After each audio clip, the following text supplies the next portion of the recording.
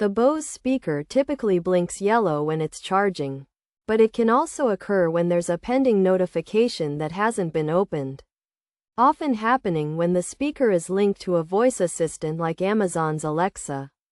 To resolve the issue, simply ask the voice assistant about the notification, and the blinking should stop after a few seconds. According to the manual, continuous blinking is usually a sign of a pending notification from the voice assistant.